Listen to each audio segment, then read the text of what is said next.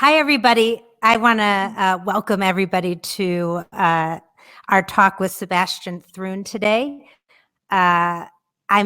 This is a very exciting moment for me because I've known Sebastian or known of him, and I'll share that shortly, since taking his artificial intelligence class. And one of the things to know about Sebastian is that I would call him the real deal in terms of how excited and passionate he is for what he does. The infectious attitude that he brings to what he shares and the knowledge that he wants to convey is always very exciting. And it's always like, isn't this awesome? Isn't this great? This is the best. And to be able to learn about computer science and artificial intelligence in that way and be able to see it come to life is one of the things that makes Sebastian one of my favorite people of all time. And to have him here with all of us here at the World Future Society is extremely meaningful. So welcome, Sebastian, to this crowdcast. Thank you so much. It's honestly, it's been an honor and privilege teaching you and now knowing you, and thanks for inviting me. So what the format will be, everybody, is that we're going to do, Sebastian and I will have a conversation. We're going to do a deep dive, ask some big questions for the first 30 minutes. And then at 1:30, we're going to switch it over to you guys to ask questions. We will be prioritizing the questions from the World Future Society first, that are in the premium members group, and then from our members, and then we'll go to the questions here. You're all welcome to communicate with each other during the conversation on the side. Okay. I'd ask any questions, but there's too many people to ask questions on. Okay. The first thing that I wanted to talk to you about, Sebastian, was the fact that you created a course while teaching at Stanford. And I remember you said something to the effect of you had 30 people in your class, and the amount of people that could get into Stanford and to be in this class was a very small number of people compared to what you could reach when you brought it out to the world. What was that experience like when you first brought that out to the world and reached, was it 160,000 people that signed up? What was the number? So in 2011, I was inspired by Sal Khan, who runs Khan Academy, who had literally millions of students taking his classes. And I was teaching at Stanford thinking, wow, I teach maybe 100 students, 150. And it felt really small. So together with the co-instructor, Peter Norvig is his name, we put in a graduate level class online called Introduction to Artificial Intelligence. AI is a very hot topic today. Back in the day, it was not. It was a fringe topic. And I still remember we kind of speculated how many people would sign up. And I would say, I'm an optimist, I would say 5,000, right? And my students would say 500, Sebastian. There's not that many people in the world who study AI. So it was on a Friday afternoon, and Friday evening, Saturday morning, we had about 5,000 students. Sunday morning, we had 10,000 students signing up. It's like insane. It's like bigger than the Stanford undergraduate body. And then Monday morning, we had 14,000 students sign up, and I got my phone call from my dean, who cited me into his office and said, Sebastian, you can't do this. You can't make Stanford for free. It destroys our business model. And then we had a set of conversations about this in the dean's office, where the dean, of course, wanted to make sure that we preserve and protect the Stanford name. And I told him, look, I now have 30,000 students in the world. They're eagerly waiting for my class. How can we say no to them? And that number grew eventually to 160,000, of which usually were actually one student. And you actually finished, which I really, really respect. What do you think about the difference between people who theorize on artificial intelligence and its future versus the people who have actually taken the course and understand it at the Bayes algorithm level? Yeah, I mean, the name artificial intelligence is somewhat deceiving because if you go to the movies in Hollywood and look at AI there, it universally is a superpower that threatens humans' existence. And there's some aspirations to build in the field to build intelligent machines, intelligent robots, intelligent web crawlers, intelligent what have you. But the reality today is much more modest and is actually much more encouraging to me. Perhaps the single most important development in AI in the last years has been the development of machine learning, and it's the ability of computers to learn their own program code from data. Very simplified speaking, computers are very dumb devices. They follow instructions painfully accurately. In the past, to make a computer not crash or not fail, a software engineer had to sit down and anticipate every possible contingency and write a rule for every contingency. That's been the past before machine learning. And because to anticipate all possible contingencies and write a rule for every contingency is challenging, we pay software engineers a lot of money. What machine learning has changed is that every person can now program computers. And the way it works is, rather than giving it rules, we're giving it examples. The same way when you grow up, no one gives you the rules how to walk, for example. You learn yourself, you learn your own rules based on your experience. Computers can now shape and build their own rules based on experience.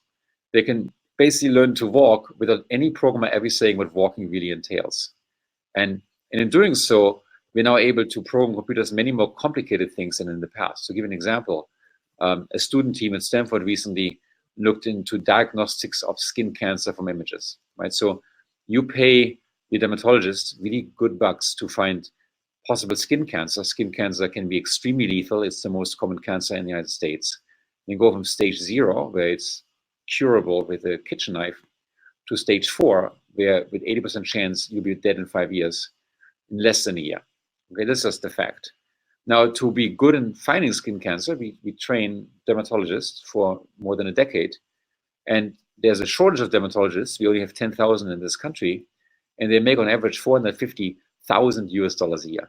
It's really a high-end job.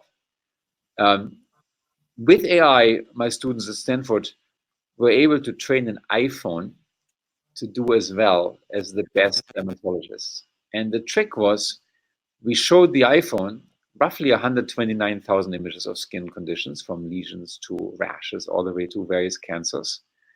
And it trained itself. It used machine learning to find its own rules as to how to detect skin cancer. And those rules end up to be just any bit as good as the best board-certified Stanford level dermatologist. And that to me is a really interesting development, because it means now AI, this is actually not about intelligence, it's about pattern recognition. Now AI is at a stage where we can go and really train computers, where every person now can train computers to take complex tasks and do this task with high accuracy. Call, that anything is really possible in terms of the future, in terms of what we want to create. And in terms of one of the topics we talk about a lot is human purpose. And what is the purpose of what we're doing here? It's great to make cars safer on the road, but in a grand scale, in the biggest way that you can think, what is it that Sebastian Thrun thinks human purpose is and what we're here for? Look at you logging in. I hope that's going to be resolved. The grand purpose, I really believe in people being the center of the universe. Obviously, I'm a technologist. I work on things like self-driving cars, flying cars, online education, Google Glass, many other things.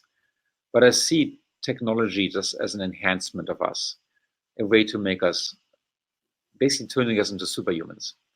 Let's go back in history, 500 years, Europe went from, there's massive wars, massive famines, 95% of the population is in extreme poverty, as measured as having $1 or less per day in today's currency.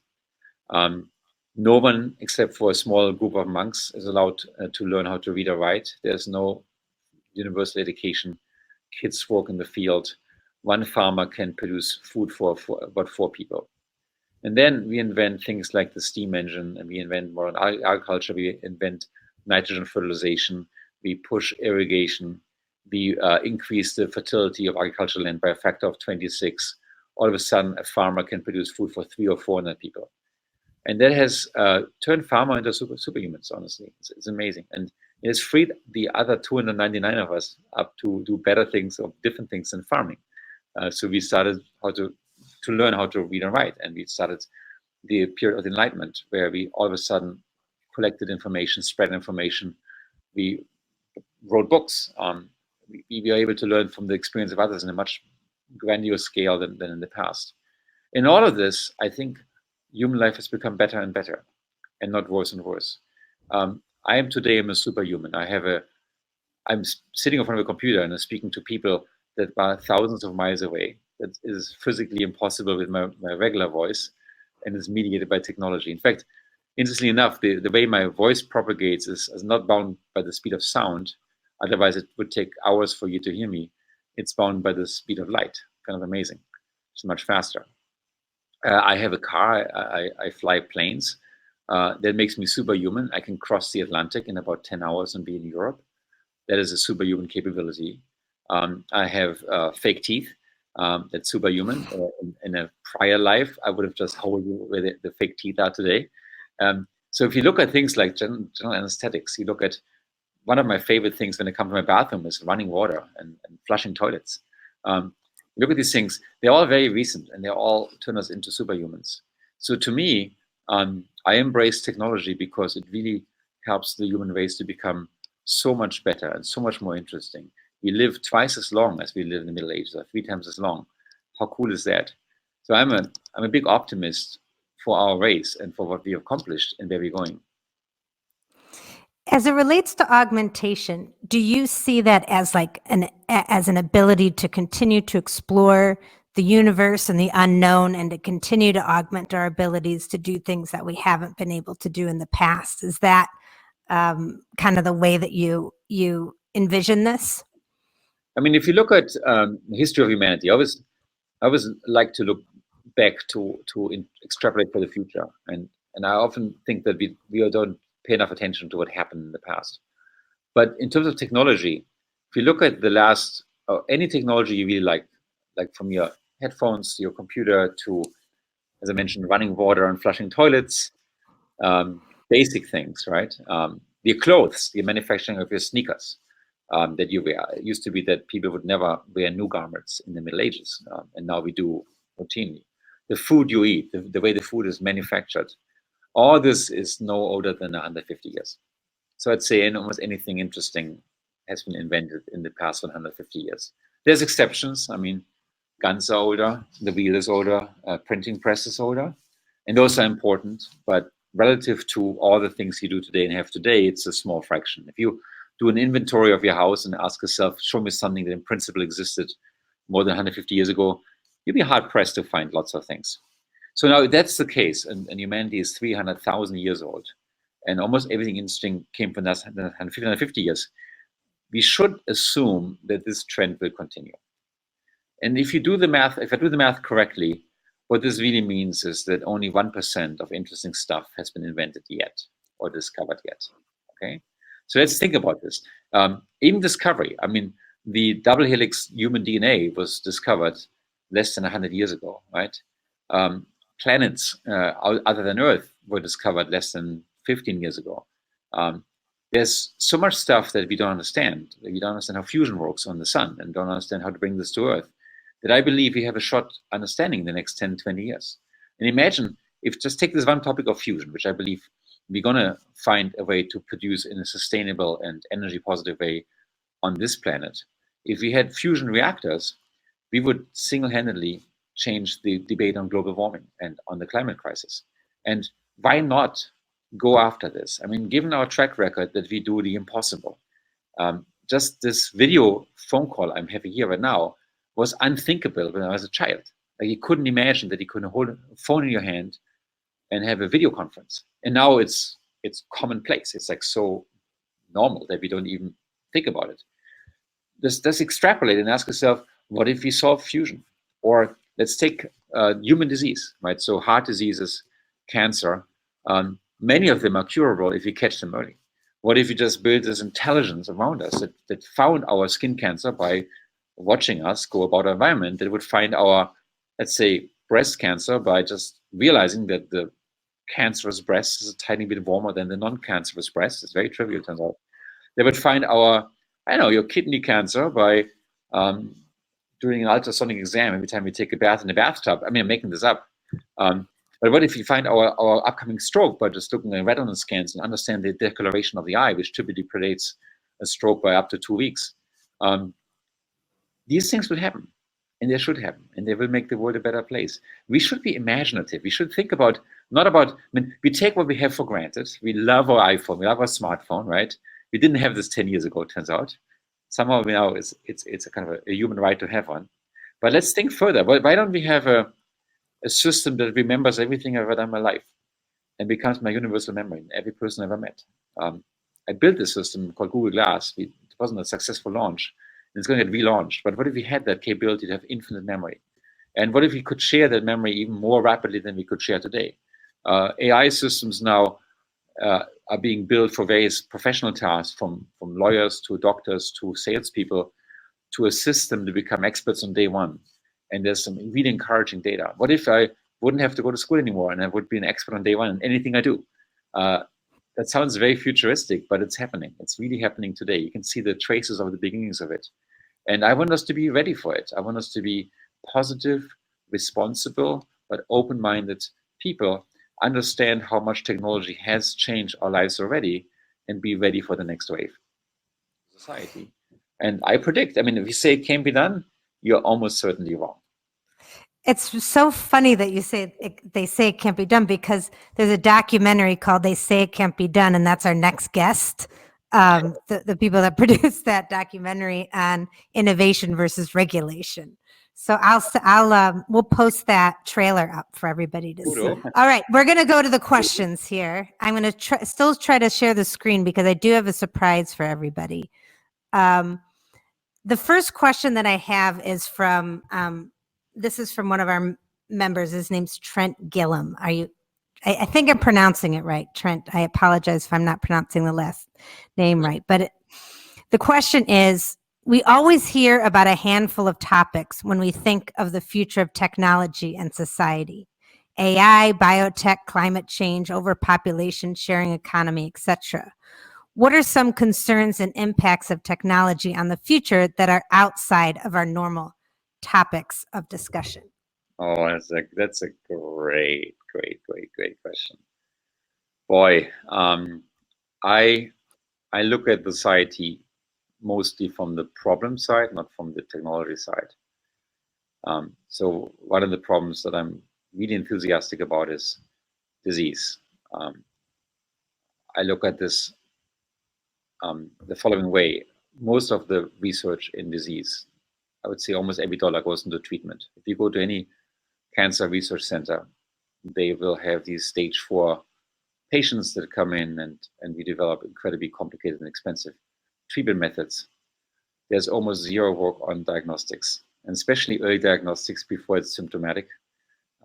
Cancer is a disease that is dangerous because the symptoms appear late.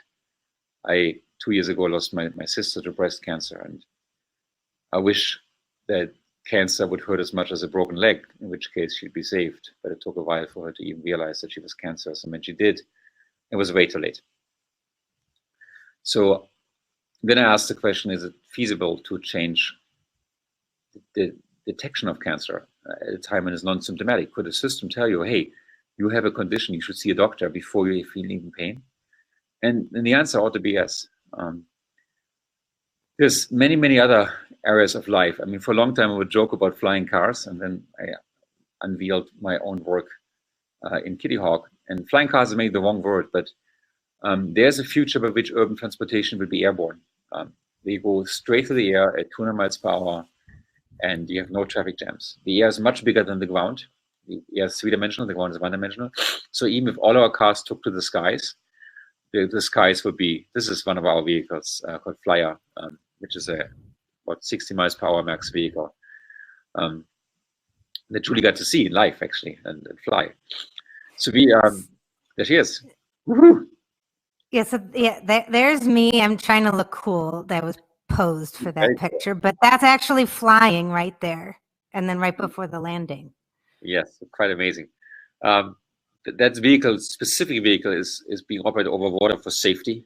Obviously, falling from the sky would be painful over land and less painful over water. But be it as it is is us. You can see us after the flight being happy and relaxed and together. Well, this is like you have to train to do it. So there's a simulation component. Correct. But if you think about this, we have these shifts in society.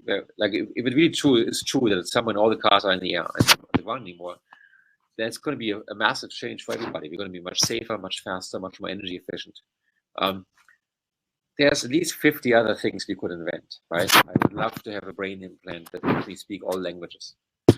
They're not that far away from this. I mean, I would love to have clothing that could wash itself and change its shape and color as I see fit. And that sounds crazy. One of the impeding revolutions will be probably wireless charging of devices. So you could have a house where any device could be charged at a distance, and they would empower every device to have a battery.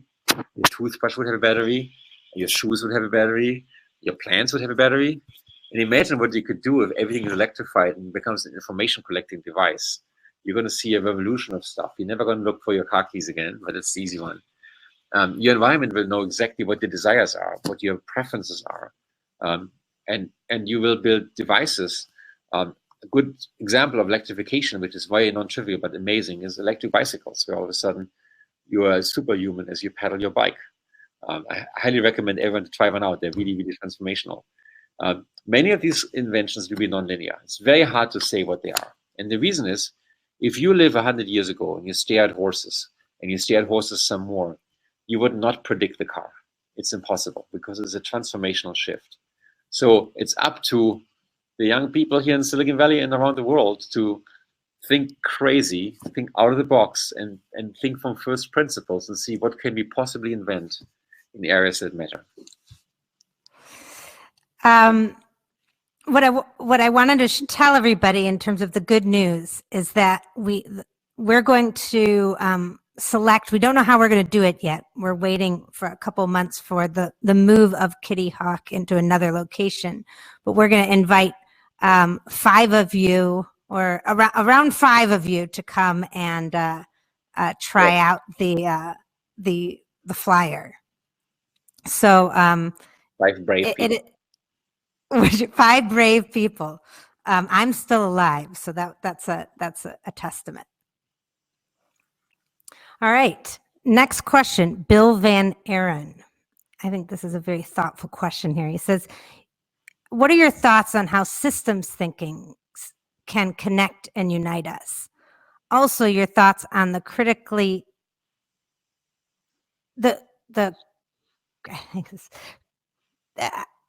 also your thoughts on enabling our humanity as a necessity while digital addiction is eroding it.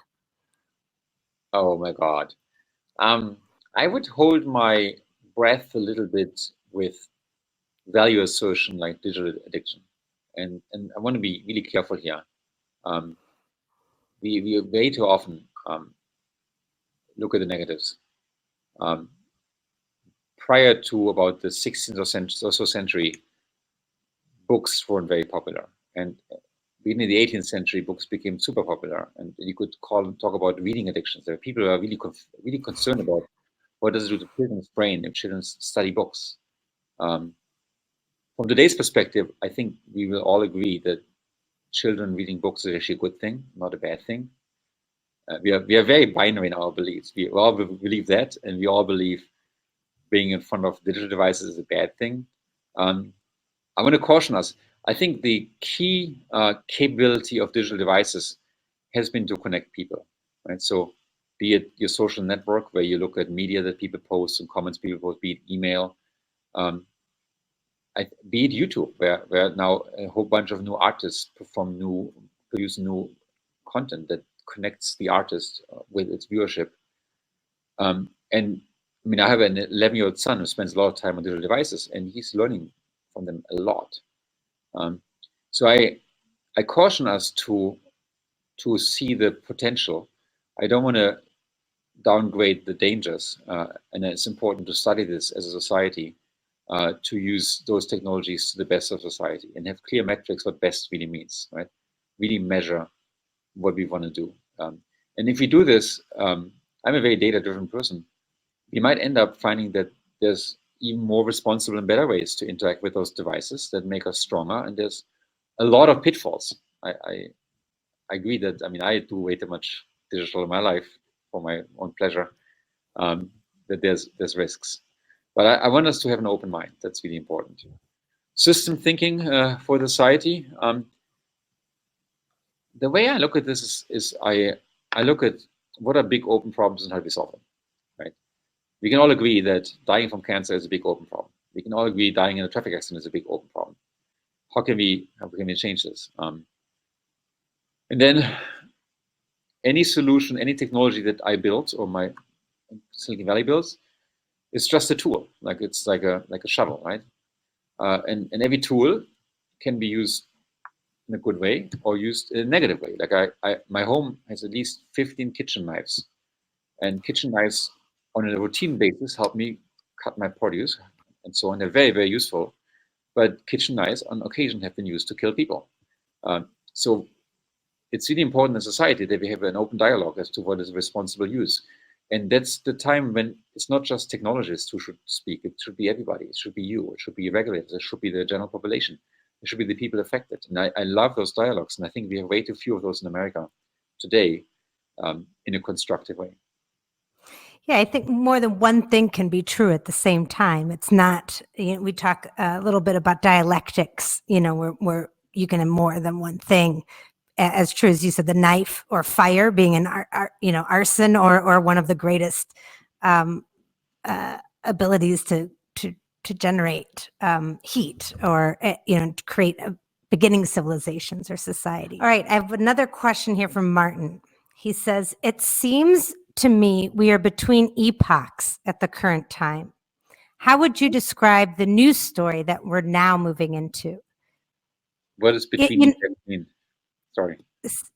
Basically like an enlightenment period, going from instead of incremental change, more of a massive change. What is the new world or the new story or the new narrative or the new world that we're moving into versus just some smaller things that are advancing, when he says we're moving between these two big giant changes? I'm almost out of time, so let's make this the last question. Okay. Unfortunately, busy meetings today. I would say the thing I'm most excited about is really artificial intelligence, and here's why. 70% or so of us who work in offices, and in these office work we do incredibly repetitive work. And it's not just low-paid labor, like people do data entry for insurance companies or sales calls. It's extremely highly paid people like lawyers or medical doctors that effectively just do the same work over and over again. And we're now at a point where artificial intelligence can look over the shoulder of those people and pick up those skills. And that has two ramifications. One that's universally positive and one that might sound very scary. Universally positive is that it can turn people into experts much faster. Who would not want a more accurate doctor or a better lawyer, right? You can't debate this. You want people to be, and who wouldn't want to be better in their job earlier with less learning? But it also promises to automate repetitive work. So maybe just as much as one farmer can now feed 300 people, maybe one lawyer can serve 300 clients, and one doctor can diagnose 300 people at the same time. That sounds scary because for those who think it's a zero-sum game, it sounds scary for people who think if everyone in the world is a farmer and we make farming more efficient, we're all going to be unemployed. But the reality has always been that humanity was adaptive and we found new ways to engage, right? So had we not invented the steam engine and modern farming equipment and nitrogen fertilization, there would actually be no Google and no Amazon, turns out, because Larry Page and Jeff Bezos would be farming, right, for their family. So there's an opportunity. I think one of the things that I think the human race really stands out is creativity. we are insanely creative. And face it, I mean, creativity is on steroids right now compared to the last 300,000 years. And the other thing that stands out, there's a lot of open jobs when it comes to human interaction, right? So we know, for example, that the best teacher to children ratio is 1 to 5-ish, and in practice is 1 to 30-ish. So we could easily employ 6 times as many teachers, and I think we'd be better off as a society if we did this. We could also pay them better. Elderly care, I don't think it's going to be roboticized. I think there's always a need for a human element. There's a whole bunch of areas where I think the human interaction is really important, and those won't go away. We are in the middle of all this. We're in the middle of a revolution of AI doing all that, and we have record unemployment. So those cynics who say, oh my God, you're doing something horrible, you're taking our work away. What really is happening is that we're creating new jobs and we're making basic commodities more and more affordable for everybody. This is the first generation ever that no one has to worry about food, okay? For many, many generations, people were worried about food. We have now more obese people than starving people, okay? That's a new thing. It's the first generation ever that we all have new clothes. It used to be that clothes would be ripped off the dead of the bodies of dead people and then passed on to the next generation a few hundred years ago. We're the first generation where everybody can afford artificial light at night, right? It used to be 500 years ago, it would take 6 hours for 1 hour of artificial light by making candles. Then we had oil lamps, and now it takes like 1/10 of a second of work for 1 hour of artificial light with modern LED lighting. So we're making things like housing, shelter, medical and human services, food, education, all these things become more and more available for everybody. And that's great for society. So whether or not we take jobs away, we certainly work less than we used to work in the 1970s. I see this as a very positive development. Well, Sebastian, nothing has changed about you as it relates to your excitement and enthusiasm for what you do. And I thank you very much for joining us. Now, there was a few questions that were all about what happens if my question doesn't get answered. What I want to tell everybody is that we will continue the conversation in the World Future Society. If there are questions that rise to the top or something that we really want to get answered, Sebastian, are you okay if I email you with Sure. a couple to get answered? Sure. Okay. All right. Everybody have a great day, and I look forward to co-creating and architecting the future with all of you. And Sebastian, keep up the good work. Thanks for having me. I really appreciate it. All right. To see you soon with your 5 brave individuals. Yes, and this will also be available in the World Future Society community, the recording of this. So you'll be able to see it there if you missed part of it or if you were not able to attend. All right, Julie. Thank you so much. All right. Okay. Thanks, Sebastian. Bye-bye, I'll see you everybody. soon. Okay, bye.